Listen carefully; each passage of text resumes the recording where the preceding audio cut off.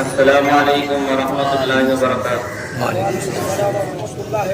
ভাই, আমরা সকলেই অবগত যে আমাদের ভারতবর্ষের কেন্দ্রীয় সরকার 8ই এপ্রিল ভারতবর্ষের পার্লামেন্ট থেকে যে বিল পাস করেছে, সেই বিলটা কি এবং আমাদের এই আন্দোলনটা কেন?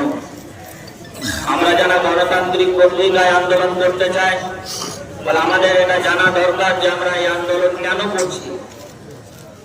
অনেকেই আপনার মাথায় ঢোকাবে, অনেকেই বলবে যে এটা ভারতবর্ষের আইনের বিরুদ্ধে আন্দোলন করা, এটা ভারতের সংবিধান বিরোধী। কিন্তু সত্যি কি তাই?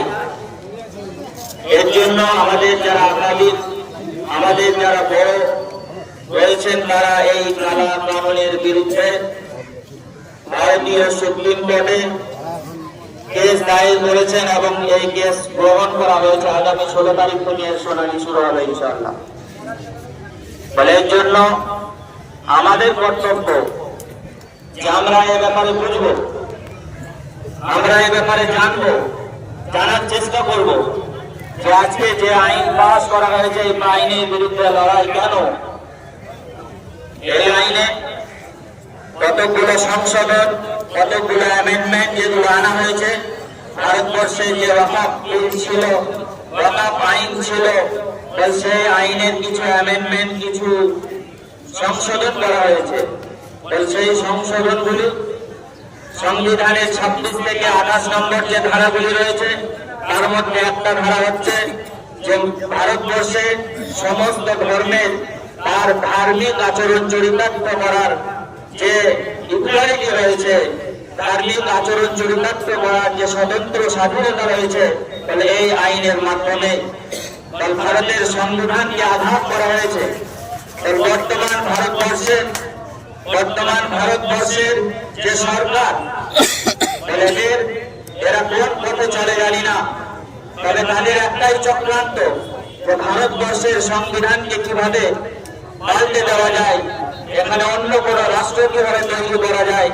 তাহলে এর জন্য তারা পূর্ব পরিকল্পিত ভাবে তারা যে চক্রান্ত চালাচ্ছে। আমাদের লড়াই শুধু ওয়াকফের জন্য নয়, এটা মনে রাখতে হবে। শুধু ওয়াকফ বাঁচানোর জন্য নয়, বলতে আজকের এই লড়াই, তাহলে আমাদেরকে শপথ নিতে হবে যে আমাদের পূর্বপুরুষ যারা এই দেশকে স্বাধীন করার জন্য যারা দিন রক্ত যারা কি করেছেন, দিয়েছেন, যারা অনেক আমাদের পূর্বপুরুষ তারা নিজেদের ছেলেদেরকে এতিম করেছেন।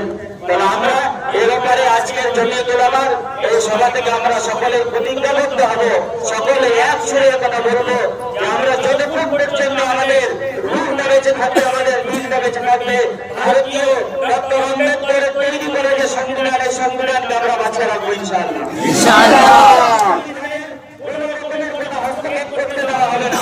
এই সংবিধান আমাদের বড়রা যারা দেশের জন্য রক্ত দিয়েছেন, তারা তৈরি করেছে। দ্বিতীয় নম্বর ওয়াকফের কথা, আমরা জানি যে ভারতবর্ষের যতগুলো ধর্মের চ্যারিটি আছে, তাদের প্রত্যেক ধর্মের শিখ ভাইদের গুরুদ্বারা আছে, ইসাই ভাইদের চার্চ আছে, সমস্ত ধর্মের মুসলমানদের সঙ্গে কিভাবে বিচারিতা করা হয়েছে এই বিলের মাধ্যমে।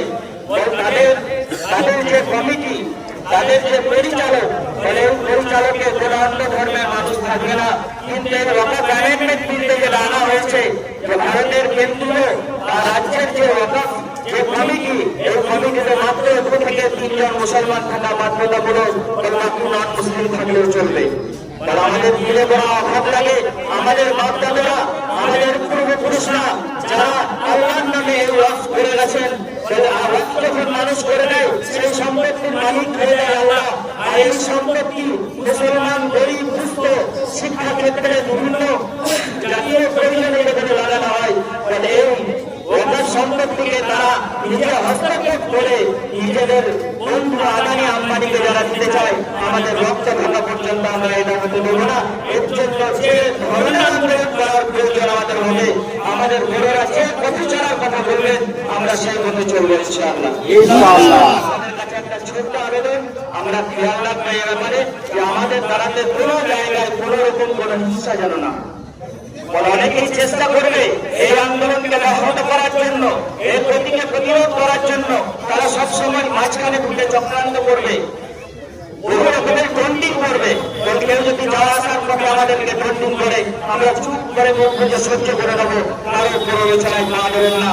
তাই আপনাদের কাছে জয়হাত করে অনুরোধ, আমরা একটাই কথা বলার জন্য এসেছি যে আমরা এই আন্দোলন শুরু করেছি জমিয়তুল উলামার পক্ষ থেকে।